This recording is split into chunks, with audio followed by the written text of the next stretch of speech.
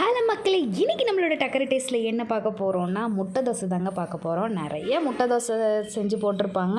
நம்மளோட மிக்சிங்கையும் நம்மளோட யூடியூப் சேனலில் ஷேர் பண்ணணும் தாங்க நம்ம இந்த முட்டை தோசையோட மிக்சிங்கை வந்து உங்களுக்கு நான் ஷேர் பண்ணியிருக்கேன்.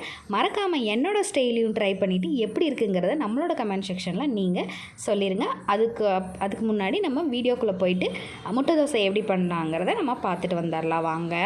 அதுக்கு வந்து நான் 2 முட்டையை வந்து டப்பாவில் ஊற்றி அதில் வந்து ஒரு பெரிய வெங்காயத்தை குட்டி குட்டியாக கட் பண்ணி ஒரு 10 மினிட்ஸை வந்து அது நல்லா மிக்ஸ் பண்ணி ஊற வச்சுட்டேன்.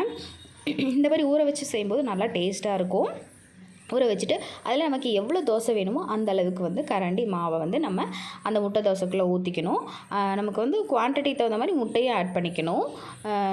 அதுக்கப்புறம் வந்து கொஞ்சோண்டு மிளகாத்தூள் ஒரு டீஸ்பூனும், பெப்பர் தூள் ஒரு டீஸ்பூனும், கருவேப்பிலை கொத்தமல்லி தழை கொஞ்சமும், அதுக்கப்புறம் வந்து வெள்ளரிக்காவை நான் துருவி வச்சுருந்தேன், அதையும் இது கூட ஆட் பண்ணிக்கிட்டேன். கேரட் இல்லாதனால அப்போ போட முடியல. நீங்கள் கேரட் இருந்ததுன்னா நீங்கள் ஆட் பண்ணிக்கலாம், இன்னும் டேஸ்ட்டாக இருக்கும். போட்டுட்டு நல்லா உப்பு போட்டு நல்லா மிக்ஸ் பண்ணிக்கணும். மிக்ஸ் பண்ணிவிட்டு 10 மினிட்ஸ் விட்டுட்டு அதுக்கப்புறம் அதுக்குள்ளே வந்து நம்ம தோசைக்கல் வச்சோன்னா தோசைக்கல் காஞ்சிரும்.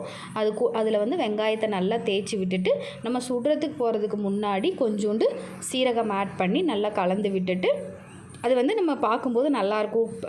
தோசை ஊற்றி மேலே பார்க்கும்போது சீரகம் தெரிஞ்சால் ஒரு மாதிரி நல்லாயிருக்கும் அப்படிங்கிறதுக்காக சீரகம் ஆட் பண்ணுறோம். ஆட் பண்ணிவிட்டு இதை வந்து நல்லா தோசைக்கல்லில் பெருசாக ஊற்றி நமக்கு எந்த சைஸ் வேணுமோ அந்த அளவுக்கு வந்து ஊற்றிக்கலாம். இதை வந்து குட்டி குட்டியாகவும் ஊற்றி நம்ம குழந்தைங்களுக்கு கொடுக்கலாம். ரொம்ப டேஸ்ட்டாக இருக்கும். முட்டை தோசை ரெடி ஆகிடுச்சு. நீங்களும் ட்ரை பண்ணிவிட்டு எப்படி இருக்குங்கிறத நம்மளோட கமெண்ட் செக்ஷனில் சொல்லுங்கள். அண்ட் வந்து நீங்களும் இந்த மாதிரி தான் பண்ணுவீங்கன்னா மறக்காமல் அதையும் மென்ஷன் பண்ணிடுங்க. நம்மளோட சேனலை சப்ஸ்கிரைப் பண்ணுங்கள், லைக் பண்ணுங்கள்.